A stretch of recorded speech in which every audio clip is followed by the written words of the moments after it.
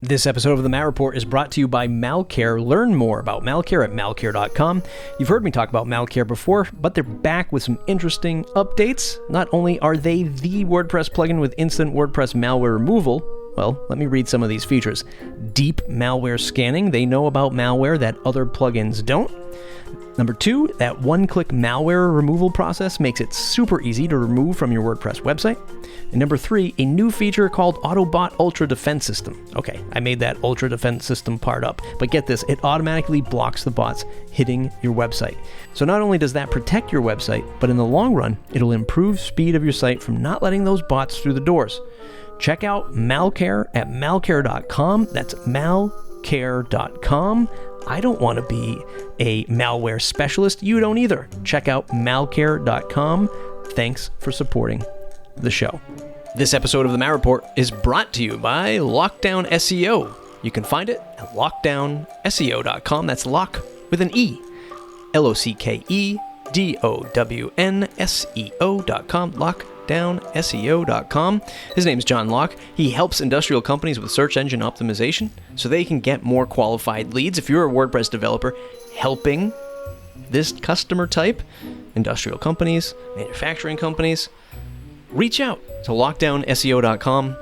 See if John can help on the SEO side. If you just do design, development, you don't want to do the SEO part of it, nor should you, John Locke can help you at lockdownseo.com. He also does site audits, so if you want to partner up with John on your next WordPress venture with someone, he can do some SEO audits for you and your customer. John's a great guy and super helpful. He can help you with your SEO or web design needs. Again, if you don't service customers in the industrial space, manufacturing space, but you do get leads in that space, send them over to John at lockdownseo.com. Welcome back to another episode of the Mal Report podcast. This is a topic that we're going to talk about today. It's called something I call founder marketing.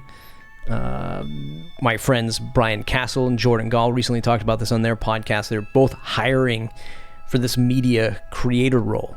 And I guess this could come in many forms and fashions. This is something that I do here at my day job at Castos, where I create the podcast, I do the YouTube channel, do some marketing stuff. Generally, it's about creating this content to help not only promote the Castos product and the brand, but to know where the synergy is needed to create, sales, onboarding, product enhancements, support enhancements, building out community.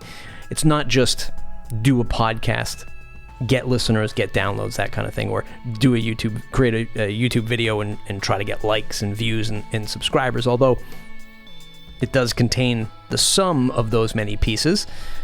This founder marketing thing or this creator role, it's a bit of a unicorn. If I pat myself on the back just a little bit, it's a bit of a unicorn because when you're hiring for this role, as Brian and Jordan find themselves in, the challenge is to find somebody who can understand the business and the opportunity in the market and the customers just like the founder. So this is where I get the founder marketing title from. It maybe could be ironed out a little bit more, into something else or a little bit something more direct that you could put into a job listing. But the way I see it is you have to feel like the founder and know the market and the product and the customer like the founder in order to create the content that attracts the customers to it. Otherwise, you're just telling somebody to go create this piece of content. They can shoehorn it, right? And people do it all the time. People outsource this to agencies, and there's nothing wrong with it. But it's very much from a strategic standpoint, almost utilitarian, I guess, where you make a top 10 list or do a tutorial or a how-to or a comparison piece of content, which can be researched and understood at that capacity, but the emotional side of it is very hard to fine-tune. So on Bootstrapped Web, where Jordan and Brian host their podcast, I've had both of them on the show before countless times, they started talking about this journey of hiring this media creator person.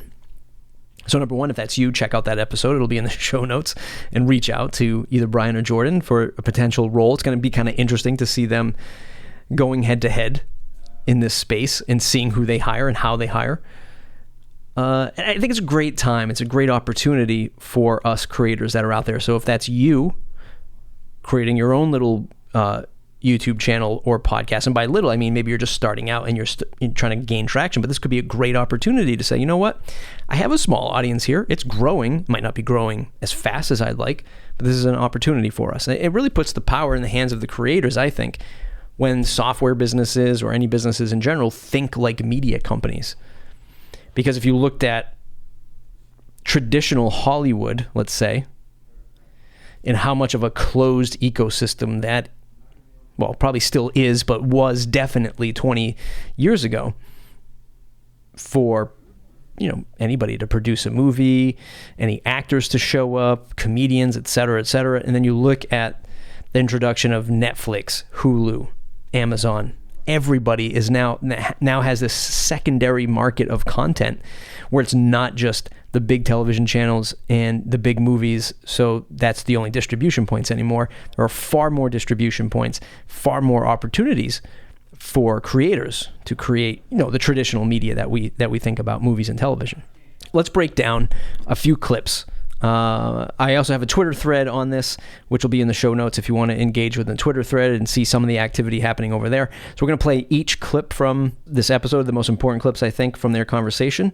And then I'm going to break it down verbally here. Okay, so let's dive into the first clip. The first and most important position, I think, is the media creator role. And so this is a person who I've been talking to a couple people, but it is a really difficult one to find potential candidates. So I'm looking for somebody to essentially like co-host podcasts, be a showrunner for new podcasts, video content, produce videos.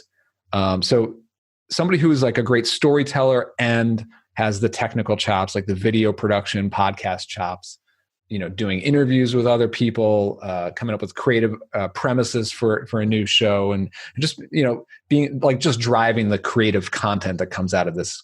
So we go back to, this is the founder marketing role, right? This is why it's so important to me for somebody to have that founder-like experience, which again, I know is very difficult. It's that unicorn position, but I think the best candidate for what Brian is looking for is going to be somebody who has that close relationship to the customer, to the product, and to the market. Somebody who's as excited for his product as they would be if it were their own product. Now, again, very difficult to find, but I think that's where he's going to find the best candidate for the role. It feels like what you're saying is that there needs to be a function that creates an audience and does that by understanding what the audience wants and providing value to it, and then the media that supports it and delivers that value.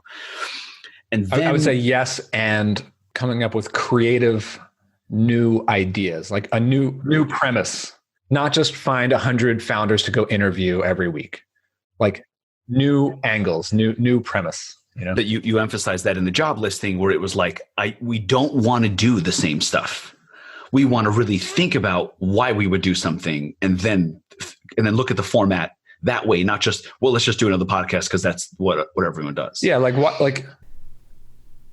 And this is on the flip side. This is where a great creator is going to really enjoy a role like this, because, and I'll preface this with saying that this is also a challenge for Brian and Jordan, I feel, because they have to be hands off. They have to let the creator create, because that's what's going to yield the best result.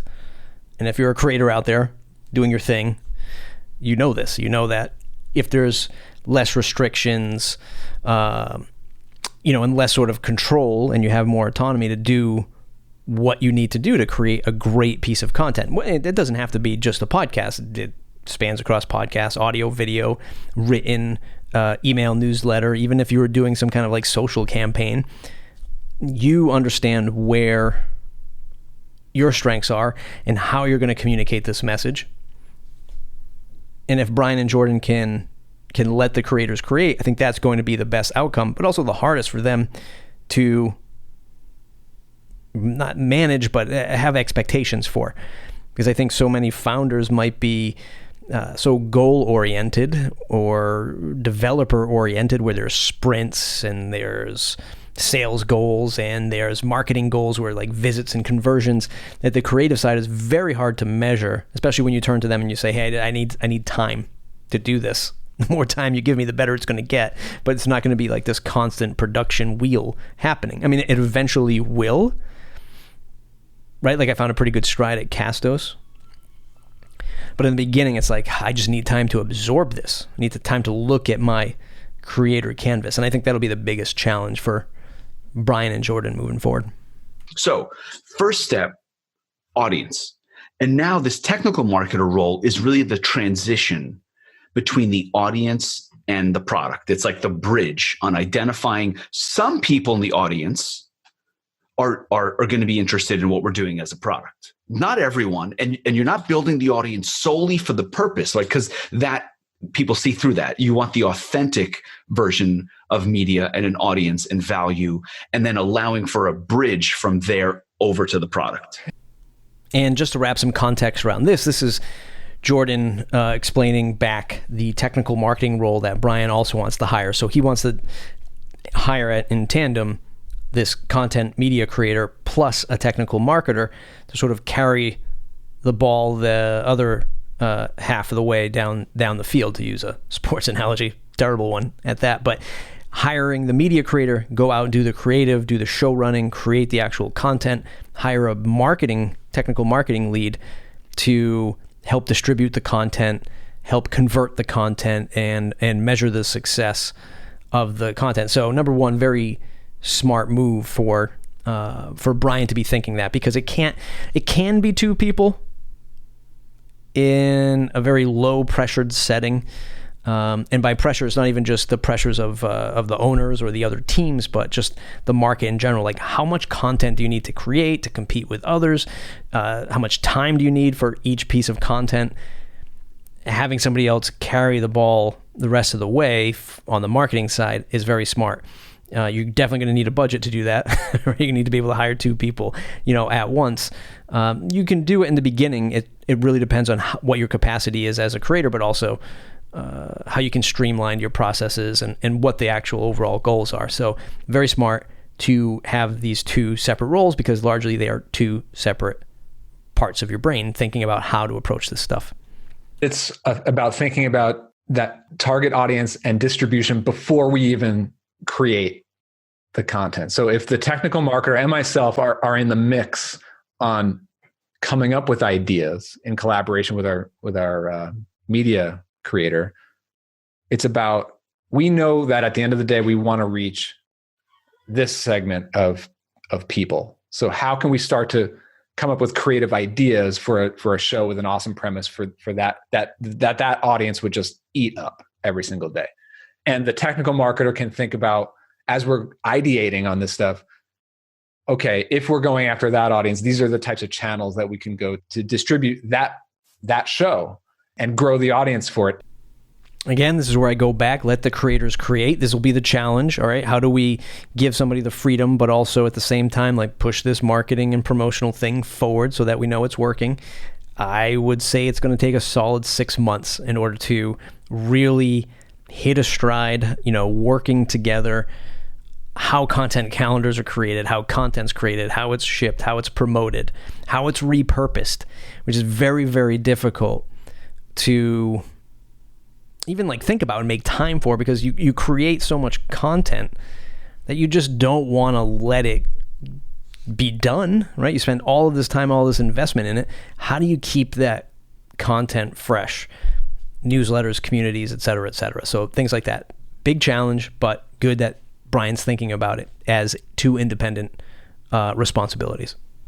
I'm going to argue that there's a third function, a third role that we're going to bump up against immediately, and that is of community. Because it is a really tall task to ask someone to lead the media creation efforts and also focus on the community. Some people are magically talented and do that almost inherently. They just can't even help it. They just create media and form an audience around it and communicate with that community at the same time. And it can be the same person for a certain amount of time, but they are a third element there around community and fostering it and kind of communicating with it. For that community piece. So my last comment just foreshadowed this clip. And it's interesting to see Jordan already with the wheels turning. You're already thinking about, okay, what's that third pillar that comes next? And he's saying it's community.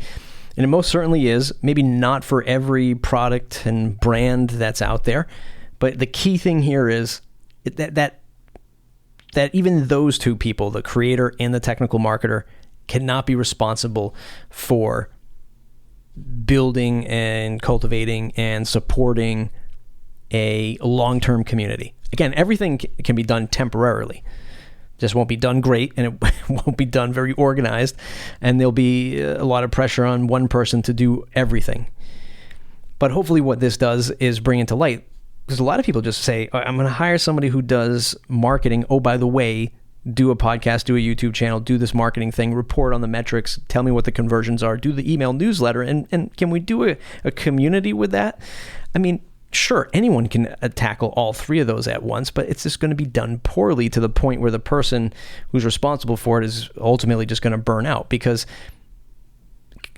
approaching a community, which is something that I even struggle with at Castos, it's something that I want to do, but I'm quickly realizing I can't do all the content creation and do the community well. What I can do is I can seed the foundation of the community, I hope, and then that can be carried through by somebody else in the future. Or I take it at a really minimal viable product approach where it's just very, very small chunks of what a community aspect might be. And that could just be conversations that are happening in a Circle app, right? But a true community is going to be just constant engagement, constant,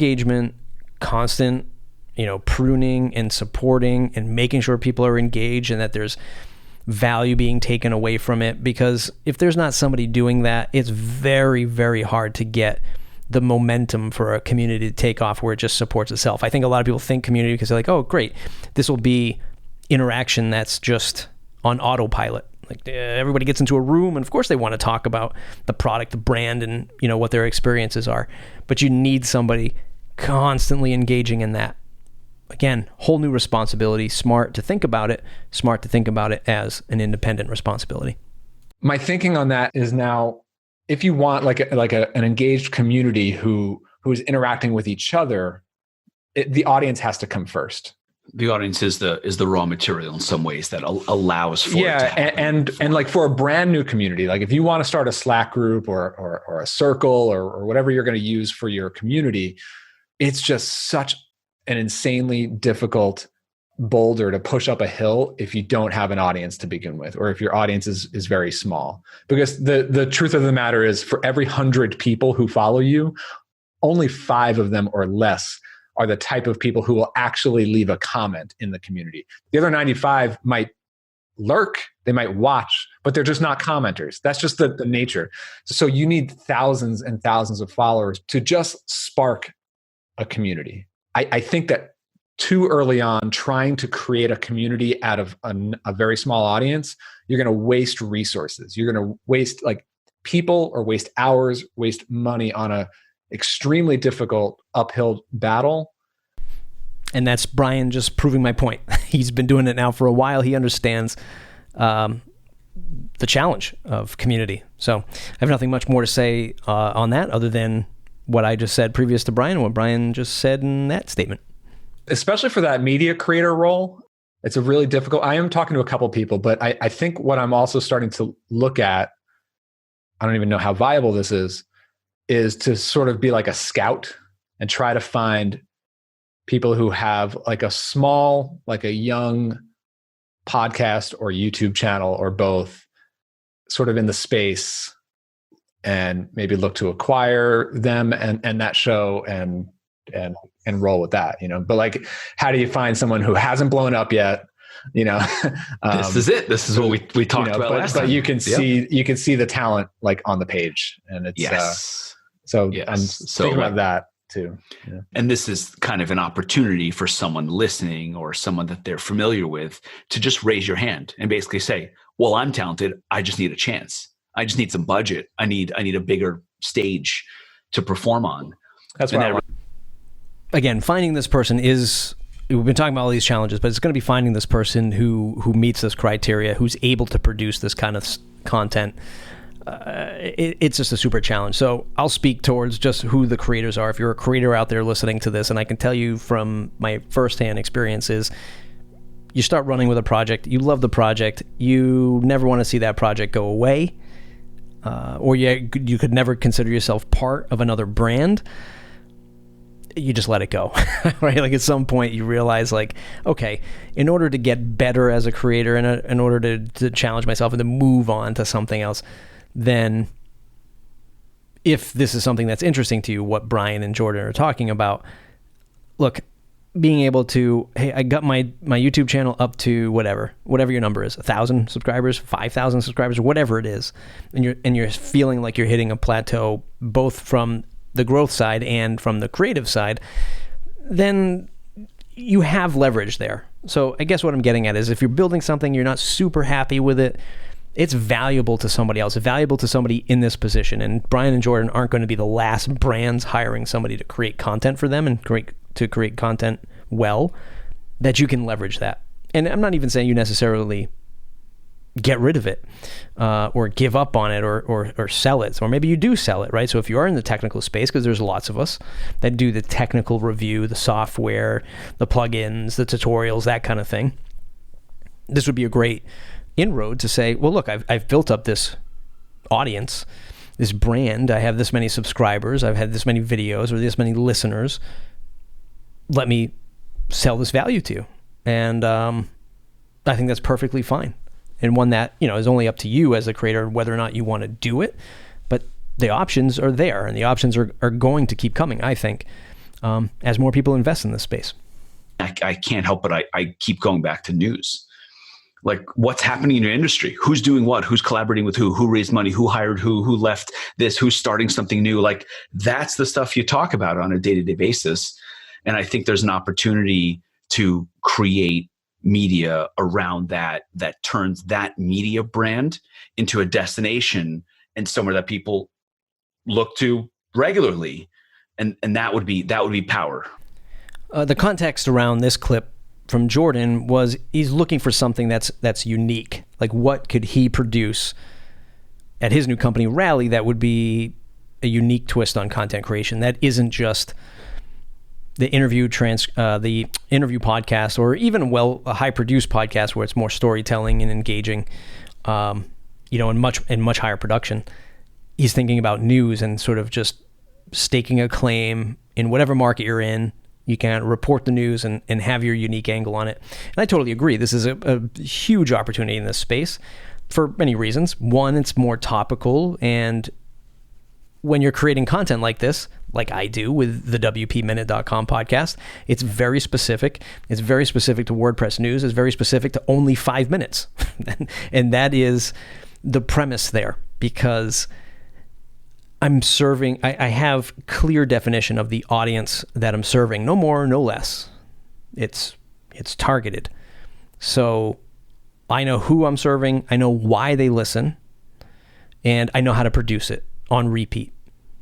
Whereas even a show like this, which is much more long form, sometimes it's solo shows, sometimes we're talking to somebody and doing an interview, it's 30 to 45 minutes, maybe sometimes an hour. There's a lot of stuff that can happen. It attracts different types of listeners. Production is always different. Show notes are always different. Value is always different. And while it's great and it's a brand building experience and it's engaging for a lot of people, the audience that tunes in and the brand awareness that it raises can kind of be all over the board, it's good. It's still good. But when you do something hyper-focused, as in news, or a super, super hyper-focused, maybe educational podcast, then you just have clear definitions, and things are much easier that way. From an audience perspective. Maybe from the creator's perspective, a little bit harder to just stay within those lines all the time, depending on what it is that you're doing and covering. But definitely easier to create a process for and ultimately raise awareness. This is the same thing that we talked about with Barstool Sports, where is it DraftKings, right? The gambling site. They just bought the exact audience that gambles. So Right. It's very natural alignment. Yep. Cool, man. Well, I have a feeling we're gonna talk a lot more about this, and we're gonna pretend not to be fighting over people for the same role, Right. but we are. Yeah. So what else you got going on? So I'm really interested to see how Brian and Joran end up sort of tongue-in-cheek here, like feuding with one another, right? Sort of, you think about like big Hollywood executives sort of sparring over the best actors and actresses and best directors and scripts to buy, and it's almost like that huge, world of Hollywood that feels so out of touch, being really shrunk down to this finite thing that could be happening across many brands. Trying to hire talent, trying to find the talent is a challenge. Trying to hire them, trying to acquire them, put a number on it, it's very difficult. And to find the right person to do it all. So I'm sitting here smiling ear to ear because I'm really interested to see this challenge unfold for both of them and how they both go about it, and interested to see if they do cross paths and find somebody who has applied to both, because they have a strong listenership. And if you are listening to this, you could be applying to their job openings as well. But at the same time, lots of opportunity in this space now. And I think this is sort of validating it, this founder marketing role. And I think that there's going to be a lot more of this happening because there's a lot of, at least in the WordPress space, and even the people that I talk to now in no code and software as a service, founders are either hyper-focused on sales and growth. So that's the other angle of it. This is stuff that you need sort of after, I'll say with air quotes, after the content creation. Or they're founders and they're the founder developer, right? So they're actually building the product. There's no time. There's no creative aspect. There's no social aspect for some to just get out there and create that content. So big opportunities ahead. I don't know. Let me know what you think. If you are interested in, number one, applying for that role, check out the Bootstrapped Web podcast, see what Brian and Joran are doing. Jump on that Twitter thread, click on that in the show notes, and you can just engage with them right there if that's the quickest route to it. But let me know what you think about founder marketing right on Twitter. Okay, that's it. That's the Matt Report. We'll see you in the next episode.